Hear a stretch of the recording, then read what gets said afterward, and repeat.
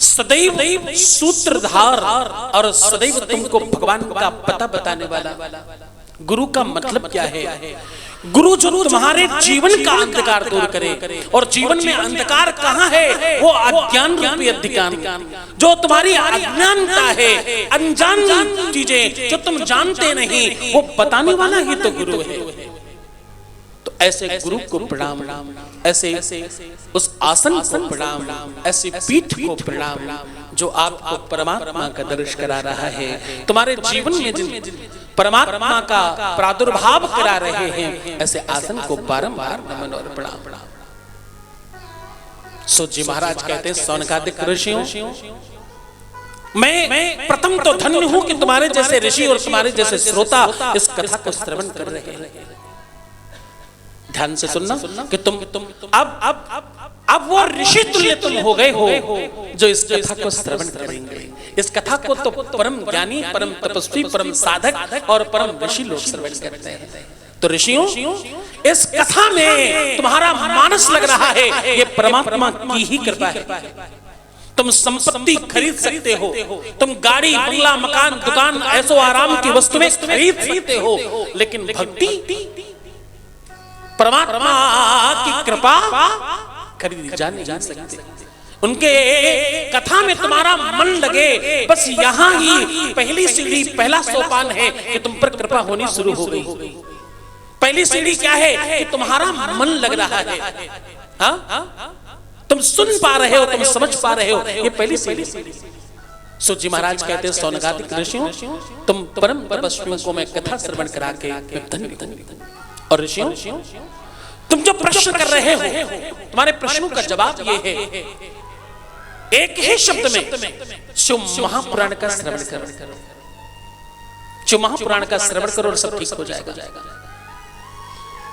तो एक संत खड़ा हुआ और उसने कहा, भगवान शिव महापुराण सुनाइए। तो सूत जी ने कहा, सुनो, मैं तुम्हें शिव महापुराण सुनाने जा रहा हूं। उन्होंने कहा, बोले हिंसा, असत्य, मद, मोह, लोभ, अरे काम, क्रोध का त्याग करे। हिंसा, असत्य, मद, मोह, लोभ, और काम, क्रोध का त्याग करो। और काम, क्रोध का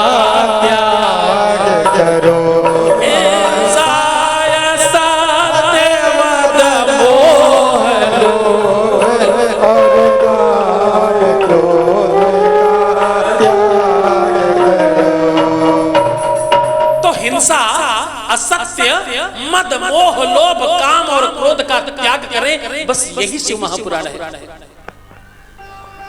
सौनकादिक ऋषि ने कहा, गुरुवर, जितनी देर हमने आपसे प्रार्थना करी, आपने उसका भी 5% समय में शिव महापुराण सुना दी। ये तो बड़ा गलत बात है। मुझे पूरी शिव महापुराण सुननी है। आप जो कह रहे हो ये हो नहीं सकता, ये संभव नहीं है। आप कह रहे हो हिंसा समाप्त करो, तो गुरुदेव पहली हिंसा तो हमारे अपने अंदर, हमारे प्रति है। हम रोज अपने आप से हिंसा करते हैं। मन कहता है ठंड बहुत है, स्नान मत करो। हम मन को दबाते और उसको धमकाते और अपने आप को आगे ले जाकर स्नान करवाते हैं। तो गुरुदेव, यहाँ तो कदम कदम पर हिंसा हो रही है, ये संभव कैसे हो?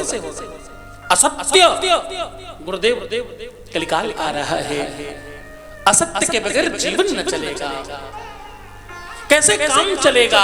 और आजकल तो वो एक मशीन है जिसका नाम ही है झूठ बोलने की मशीन। क्या नाम है? झूठ बोलने की मशीन। फोन आया, हेलो, कहाँ हो? आए नहीं, पहुंचे नहीं अभी। अरे मैं चौराहे पर ही हूँ, बस 2 कदम पर पहुंच रहा हूँ। कौन से चौराहे पर? उसी चौराहे पर तो मैं भी खड़ा हूँ। अरे नहीं, उसके पहले वाले चौराहे पर हूँ। मैं भी उसी चौराहे की बात कर रहा हूँ, वहीं खड़ा हूँ। अरे मैं उसके बस अपने घर से निकलते ही चौराहे पर हूँ। बोला, मैं बालकनी से खड़े होकर के तुमको सामने से देख रहा हूँ, तुम जिस चौराहे पर बैठे हो। तो परम झूठ बोलने की मशीन साथ लिए घूम रहे हैं लोग। कैसे सत्य बोलेंगे? झूठ के बगैर जीवन चलेगा नहीं गुरुदेव। बोले झूठ ही लेना झूठ ही देना झूठ ही बोलना झूठ ही लेना झूठ ही देना झूठ ही झूठ चबेरा झूठ ही खाना झूठ ही पीना झूठ ही लेना और झूठ ही देना। और गुरुदेव एक बात कहूं, ये संसार ही झूठा है, सब झूठ है। कल जो बच्चा था आज वो जवान हो गया, उसका बच्चा होना झूठ है। कल जो जवान था आज वो बूढ़ा हो रहा है, उसकी जवानी झूठ है। कल जहां जंगल था आज वहां मंगल है, जहां मंगल था वहां जंगल है। गुरुदेव सब झूठ है। लोग कहते महर्षि महेश योगी संस्थान के लोग मुझे बताया करते कि गुरुदेव ये जब नोएडा नहीं था, जब नोएडा जंगल था तो आश्रम परम मंगल था। यहाँ बड़ी बड़ी इमारतें थी, सुंदर सुंदर कक्ष बने थे और कोई वो गोल गोल क्या संसद जैसा वो बना हुआ था और चारों तरफ जगमगाहट थी, खूब दिव्यता थी यहाँ, और बाहर जंगल था। अभी अगर ये सत्य है तो ये तो पलट गया।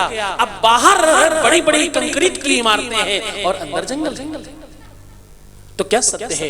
ये संसार ही झूठा है, तो झूठ भी नहीं हो पाएगा। तो हिंसा असत्य और मद गुरुदेव छूट नहीं सकता। मद कैसे छूटेगा? हाँ, समता पाए काय मद नहीं। जिसको जरा सा बल मिल जाएगा, जिसको जरा सी ताकत मिल जाएगी, जिसको जरा सा धन मिल जाएगा, गुरुदेव थोड़ा सा स्वरूपवान हो जाए, थोड़ा सा वो पलस्तर क्या बोलते हैं उसको लगाने के बाद गुरुदेव थोड़ा सा चमक आ जाए चेहरे में, तो इतरा कर चलते हैं। यहाँ जरा सा कुछ अच्छा हो जाए बस इसमें मजा जाता है गुरुदेव। और सत्य मानो, लोग तो यहाँ अपनी गरीबी पर भी मदान है। मैं गरीब हूं तो क्या हुआ, कोई बात नहीं, मैं जैसा हूं वैसा ठीक हूं। तो गुरुदेव मत जान नहीं सकता। और मोह, ओहो गुरुदेव, ये तो किसी सूरत में नहीं जा सकता। मोह तो हमारे जड़ों में है गुरुदेव। पूज्यपाद शंकराचार्य जी लिखते हैं, वो कहते हैं नाराधितास विदना विदधोपचारी कुमरुक्ष नरबरि नगतम जो भी और श्यामे तवे विद किंचन मय्यनाथे दस्य कृपा बचतुम परम तवैव। और वो कहते हैं आपस मग्रह स्मरणं तदीयम करोमि दुर्गे करुणार्णवेसी। अगर तुम करुणा निधान हो तो करुणा करना, कृपा करना। मोह तो हम भगवान के प्रति भी बांध देते हैं कि तुम मुझे अगर अपना बेटा मानती हो तो मुझ पर कृपा करवा। तो मोह भी छूट सकता नहीं है। हिंसा, असत्य, मद, मोह, लोभ और काम, क्रोध, गुरुदेव वही काम है जिसने महादेव को भी क्षण भर के लिए व्याकुल कर दिया था। गुरुदेव छूट नहीं सकता। और काम की कृपा से संसार चलता है गुरुदेव, कैसे छूटे? और क्रोध तो किसी सूरत में समाप्त नहीं हो सकता। इसलिए गुरुदेव ये बोलिए, आप कृपा करो, मुझे संपूर्ण शिव महापुराण सुनाओ गुरुदेव, जिससे जीवन सिद्ध हो जाएगा और जीवन में सब प्राप्त होगा। तो सूत जी महाराज कहते हैं, सौनकादिक ऋषियों शिव महापुराण तो कल से सुनाई जाएगी। आज शिव महापुराण को कौन सुनता है, क्यों सुना जाता है और शिव पुराण के सुनने से होता क्या है, आज हमने ये आपको बताया। क्या बताया? शिव महापुराण क्यों सुनते? ताकि पाप समाप्त हो। शिव महापुराण को कौन सुनता है? तो जो परम तपस्वी है, जो ऋषि है किसी न किसी जन्म का, जो जिसकी आत्मा पवित्र है, जिसको भगवान ने चुना है, वो शिव महापुराण सुनता है।